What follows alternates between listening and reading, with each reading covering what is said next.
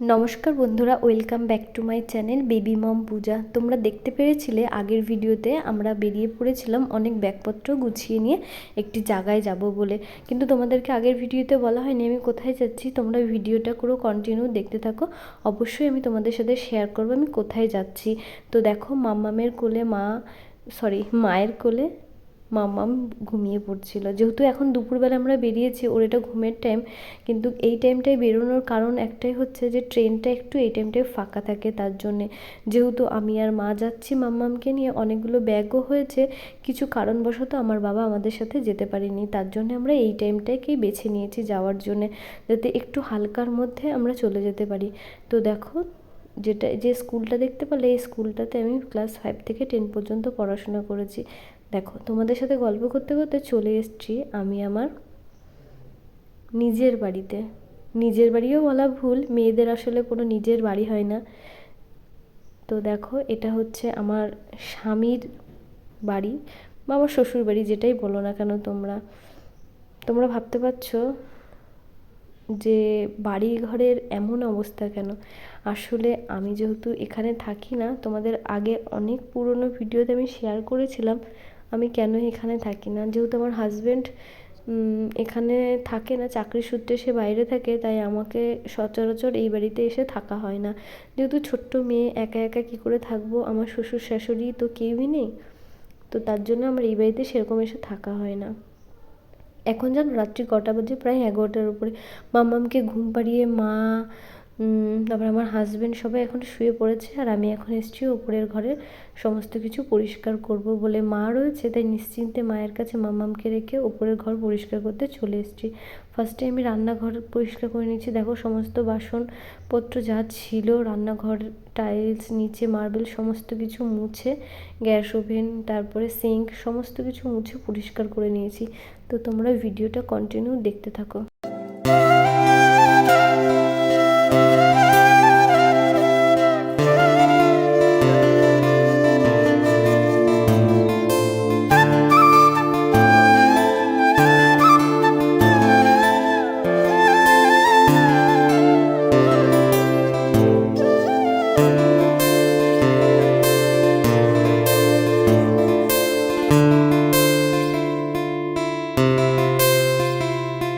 দেখো, রান্নাঘর পরিষ্কার করার পরে চলে এসেছি আমার বেডরুমে।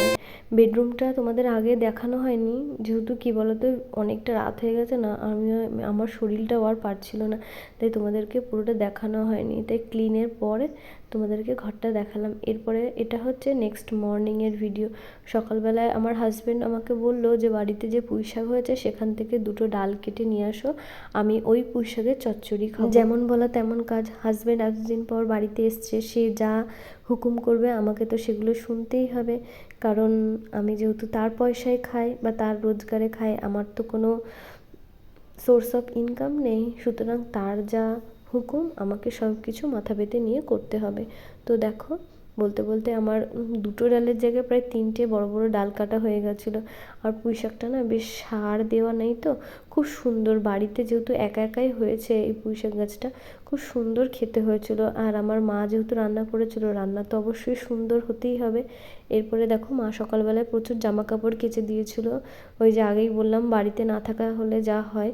তো দেখো, পুরো এক ছাদ ভর্তি জামা কাপড় আমি ওপরে নিয়ে এসেছি। নিচেও আমাদের দড়ি রয়েছে, কিন্তু কী বলো তো, বেশি একটা রোদ ছিল না বলে আমি ছাদে মেলে দিলাম যাতে তাড়াতাড়ি শুকিয়ে যায়। তো তোমরা দেখতে থাকো।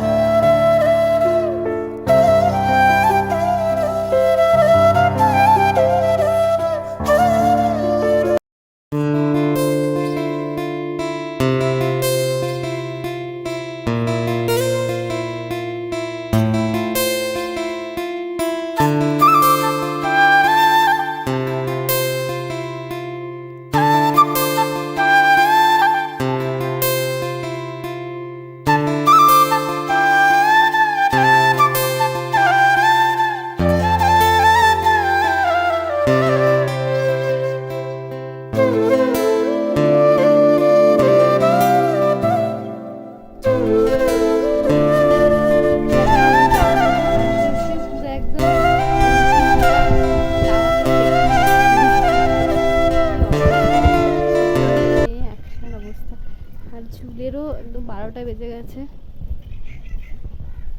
আর তোমাদেরকে তো বলা হয়নি আমি কোথায় এসছি আর এত কেন কাজ করছি। তোমরা আমার ভিডিওটা কন্টিনিউ দেখতে থাকো, অবশ্যই জানতে পারবে আমি কোথায় এসছি আর এত কেন কাজ করছি।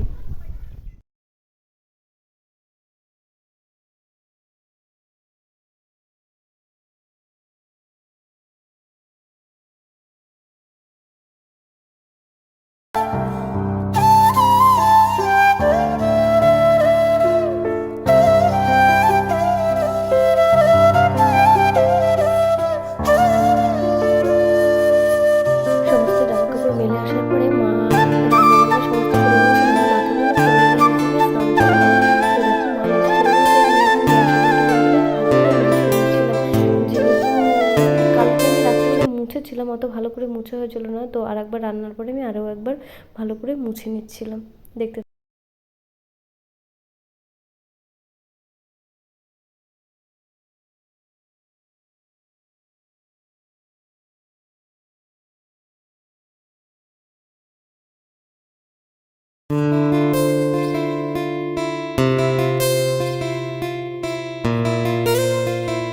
রান্না করার পরে রান্নাঘরের অবস্থাটা জাস্ট দেখো, চারিদিকটা একদম ছড়িয়ে ছিটিয়ে একাকার হয়ে গেছে।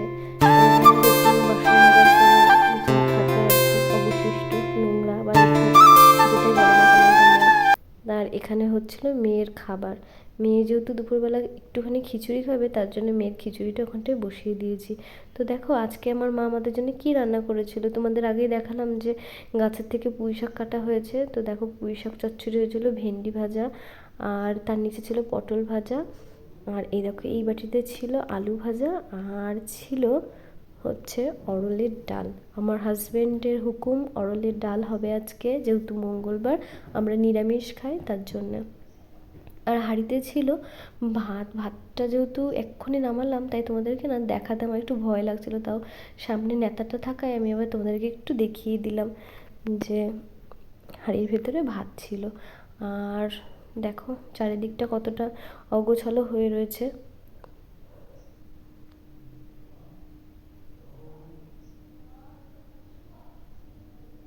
আর এটা হচ্ছে আমার খুব শখের একটা রান্নাঘর, অনেক শখ করে হাজব্যান্ডকে এইভাবে বলে বানানো হয়েছিল। আগেই বানানো ছিল, কিন্তু পাথর মার্বেল এগুলো সমস্ত কিছুই আমার পছন্দের ছিল। আর দেখো সাথে সাথে তোমাদের এই ঘরটাও দেখিয়ে নিলাম।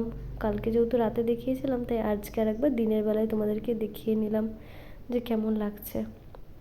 জানি অতটাও সুন্দর না, পুরোটা যেহেতু আমাদের বাড়ি এখনও কমপ্লিট হয়নি। তো দেখো এই সাইডেও এখনও দুটো ঘর আছে আমাদের, এগুলো যেহেতু তালা মারা, আমি তোমাদেরকে পরের কোনো ভিডিওতে শেয়ার করে দেবো।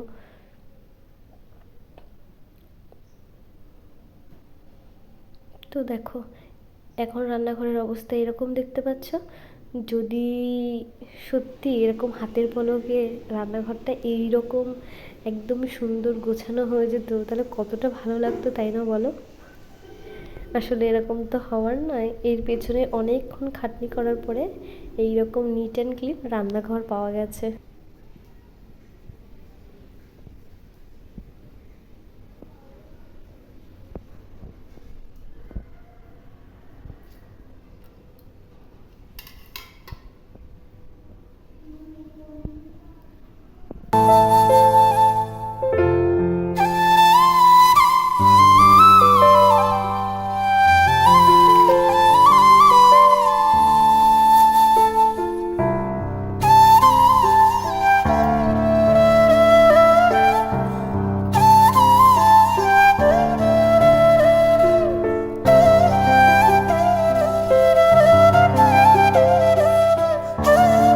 এরপরে রান্নাঘর পরিষ্কার করে নিচে এসে স্নান করে ঠাকুরকে পুজো দিয়ে নিয়েছি। আর এই দেখো, আর এই এত ফুল দেখছো, এত ফুল কিন্তু আমাদের গাছের। আর এই সমস্ত ফুল গাছগুলো লাগিয়ে গেছিল আমার মা গত বছর যখন আমার মেয়ে আমার পেটে ছিল বা আমি প্রেগনেন্ট ছিলাম তখন। তখন মা আমার কাছে অনেক দিন এসেছিল, তখন যেহেতু বর্ষার টাইম ছিল, তাই মা এদিক থেকে ওদিক থেকে অনেক ফুল গাছের ছোট্ট ছোট্ট ডাল জোগাড় করে লাগিয়েছিল। আর তারই ফলস্বরূপ আজ এত ফুল দিয়ে আমি অনায়াসেই পুজো দিতে পারছি। আর এই যে তুলসী গাছটা দেখছো, এটা আমার কিন্তু ভীষণ ভালো জানো। আমি বাড়িতে থাকি না, তাও দেখো আমার ঘর বাড়ি সুন্দর করে গুছিয়ে রাখে। আর এই যে বিকেলবেলায় মা চলে যাবে বলে মায়ের জন্য একটু ব্যাগ গুছাচ্ছিলাম, কিছু সবজি, লেবু, তুলসী পাতা আরও অনেক কিছু দিয়ে। তো আজকে আমার ব্লগটা তোমাদের কেমন লাগলো প্লিজ কমেন্ট করে জানিও। যদি কিছু ভালো লেগে থাকে তাহলে প্লিজ আমার চ্যানেলটাকে সাবস্ক্রাইব করে আমার পাশে থেকো। আর আমি একটা ছোট্ট বাচ্চা মেয়েকে রেখে সামলে আমি ভিডিও করি, প্লিজ সবাই আমার ভিডিওটা দেখে আমাকে সাপোর্ট করো। দেখা হচ্ছে পরের ভিডিওতে। বাই।